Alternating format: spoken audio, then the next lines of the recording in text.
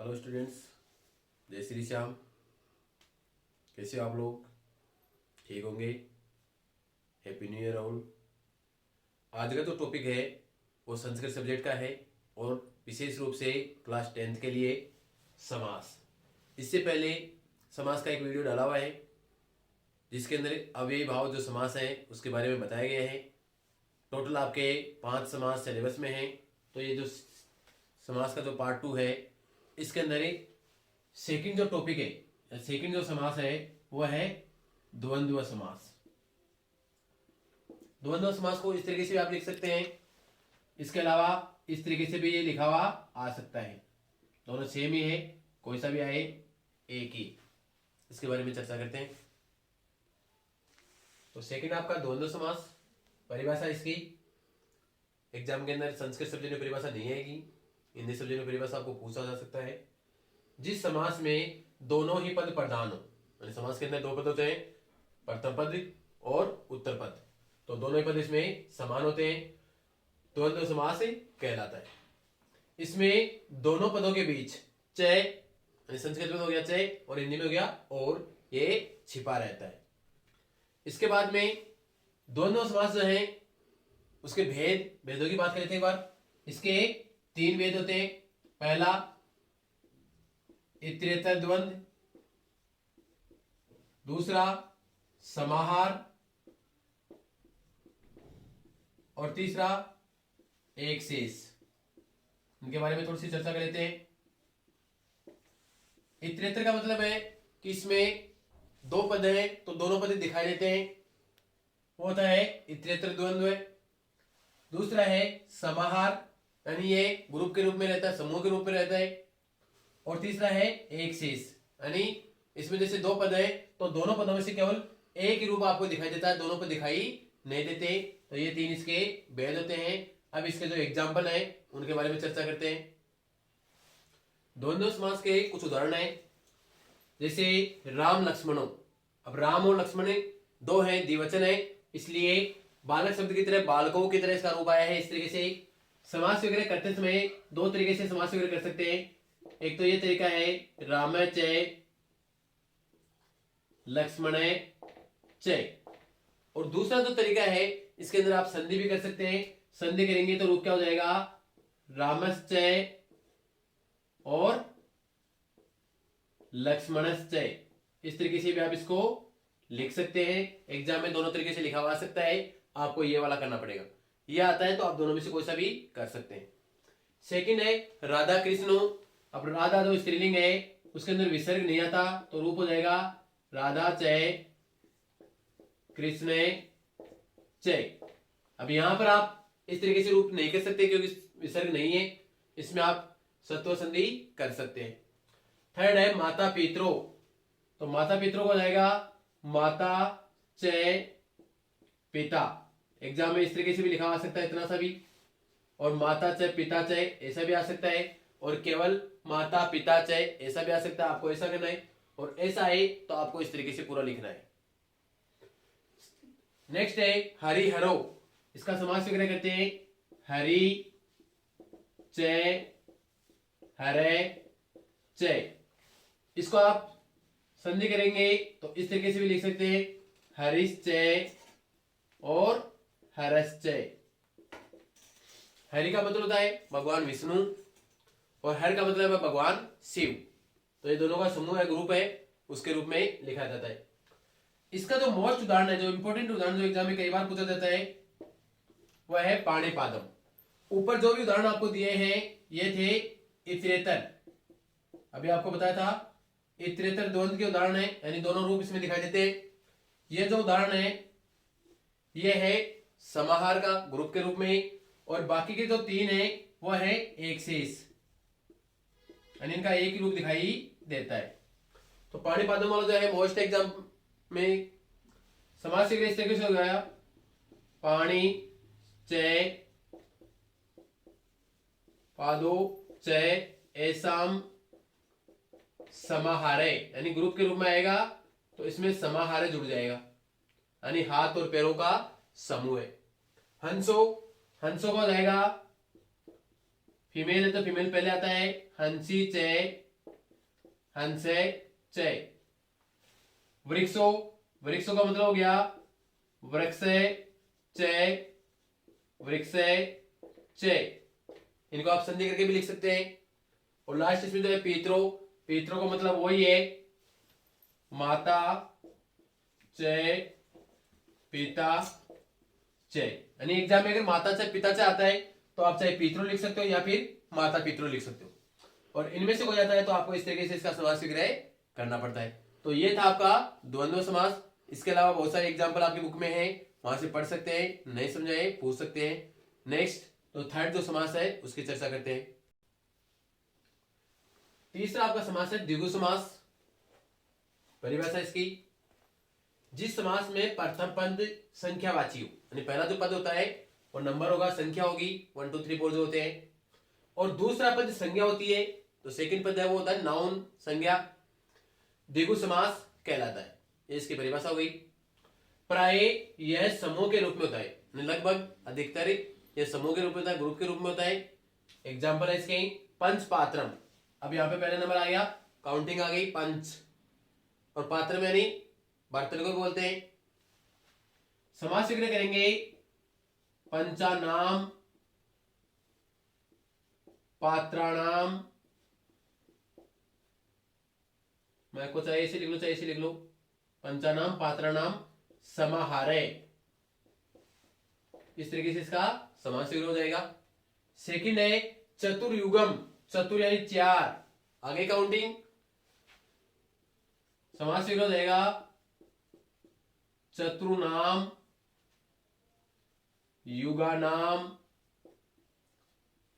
समाहारे, यानी चार युगों का समूह है। युग चार होते हैं, नाम जानते होंगे आप, सतयुग, त्रेता युग, द्वापर युग, और वर्तमान समय में जो चल रहा है कलयुग। नेक्स्ट है त्रिलोकम, त्रि, आगे काउंटिंग इसमें त्रि यानी तीन, तर्याणाम लोकानाम समाहारे, यानी तीन लोकों का समूह है, लोक तीन होते हैं उनका ग्रुप। नेक्स्ट है अष्टाध्यायी, बुक का नाम है अष्टाध्यायी, पाणिनि की बुक थी। समास विग्रह हो जाएगा अष्टानाम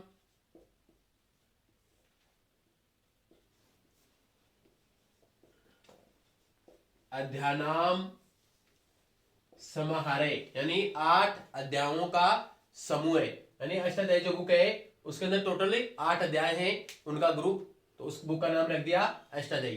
तो ये जो सारे थे वो थे द्विगु समास के उदाहरण। इनके अलावा बहुत सारे उदाहरण हो सकते हैं, वो आप पढ़ सकते हैं। और था आपका बहुव्रीहि समास। परिभाषा इसकी, जिस समास में दोनों ही पद प्रधान न होकर कोई विशेष अर्थ प्रकट हो, यानी इस समास के अंदर दोनों जो पद हैं वो प्रधान नहीं होते और दोनों पद मिलकर कोई तीसरा ही, कोई अन्य ही या कोई विशेष अर्थ प्रकट करते हैं, उसको बहुव्रीहि समास ही कहते हैं। उदाहरण है इसके दशाननय। अब इसमें पहला पद हो गया 10, सेकंड पद हो गया आनन, तो 10 आनन यानी सिर, 10 सिर, तो इसका तीसरा अर्थ प्रकट हो रहा है कि 10 सिर वाला कौन है, रावण। समास विग्रह इसका इस तरीके से हो जाएगा 10 आननानि यस्य से, यानी जिसके 10 सिर है ऐसा कौन है, रावण। रावण में आप लिखना चाहे लिख सकते हैं, ब्रैकेट में नहीं लिखोगे तो भी चलेगा। सेकंड है पीतांबरे, पीतम यानी पीले, अंबर यानी वस्त्र, जिसके पीले वस्त्र हैं। समास विग्रह इस तरीके से हो जाएगा पीतम अंबरम यस्य से, यानी जिसके पीले वस्त्र हैं, कौन है से, श्री कृष्ण, यानी भगवान जो श्री कृष्ण है उनको येलो वस्त्र, पीले वस्त्र पसंद है, तो उनके लिए पीतांबर शब्द का प्रयोग किया जाता है। थर्ड है चक्र पाणी, चक्र जानते हैं, पाणी यानी हाथ में, यानी जिसके हाथ में चक्र है, तो समास विग्रह हो जाएगा चक्रम पाणो यस्य से, यानी जिसके हाथ में चक्र है, तो चक्र किसके हाथ में है, विष्णु, यानी भगवान जो विष्णु है उनके हाथ में चक्र है, वो चक्र को धारण करते हैं, तो उनको चक्रपाणी नाम से जाना जाता है। नेक्स्ट है चंद्रशेखर, चंद्र जानते हैं चंद्रमा, शेखर यानी सिर पर, यानी जिसके सिर पर ही चंद्रमा है। समास शीघ्र हो जाएगा चंद्र शेखरे यानी शिखर पर या सिर पर, चंद्र शेखरे यसे से यानी जिसके सिर पर ही चंद्रमा है। तो चंद्रमा किसके सिर पर है? भगवान शिव के सिर पर है। तो ये जो सारे थे वो थे बहुव्रीहि समास के उदाहरण। इसके आगे आपके सिलेबस के अंदर जो लास्ट समास है कर्मधारय समास, उसकी चर्चा करते हैं। लास्ट आपका जो समास है कर्मधारय समास, परिभाषा इसकी, जिस समास में एक पद विशेषण और दूसरा पद विशेष्य हो, यानी एक पद विशेषण होगा तो दूसरा पद विशेष्य हो जाएगा, कभी पहले विशेषण कभी पहले विशेष्य, दोनों तरीके से इसमें एग्जांपल चलते हैं। अथवा उपमेय या उपमान हो, ये सब भी हो सकता है कि एक पद उपमेय हो और दूसरा पद उपमान हो, कर्मधारय समास ही कहलाता है। इसमें अब 4 शब्द आपको देखने को मिले हैं। पहला शब्द मिला है आपको विशेषण। तो विशेषण आप लोग सब जानते हैं, थर्ड क्लास से आप पढ़ रहे हैं हिंदी में कि संज्ञा सर्वनाम की विशेषता बताने वाले शब्दों को विशेषण ही कहते हैं। दूसरा शब्द है विशेष्य। क्या होता है विशेष्य? बहुत कम लोग जानते हैं क्योंकि कंफ्यूज ज्यादा होते हैं। विशेषण जिसकी विशेषता बताता है उसको क्या कहते हैं? विशेष्य। जैसे मान लो काला सांप जा रहा है, सेंटेंस से एग्जांपल है। अब इसमें विशेषण कौन सा है? काला। तो ये तो हो गया विशेषण। और ये विशेषण जो है ये किसकी विशेषता बता रहा है? सांप की विशेषता बता रहा है। तो सांप क्या हो गया? विशेष्य।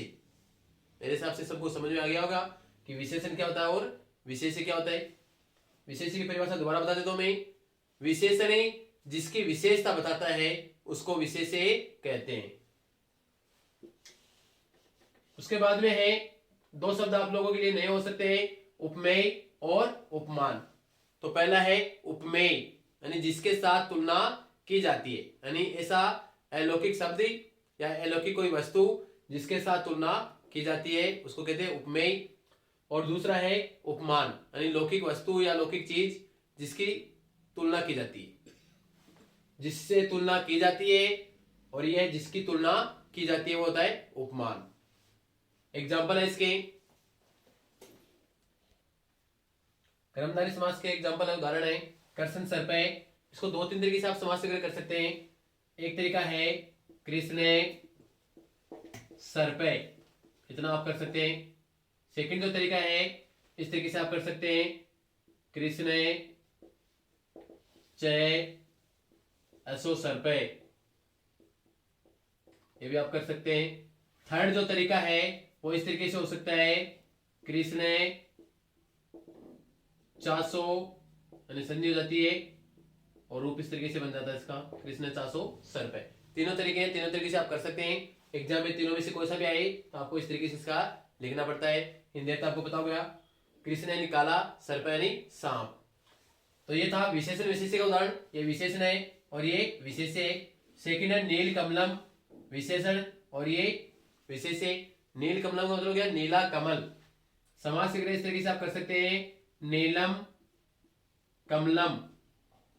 दूसरा तरीका है इसका, नीलम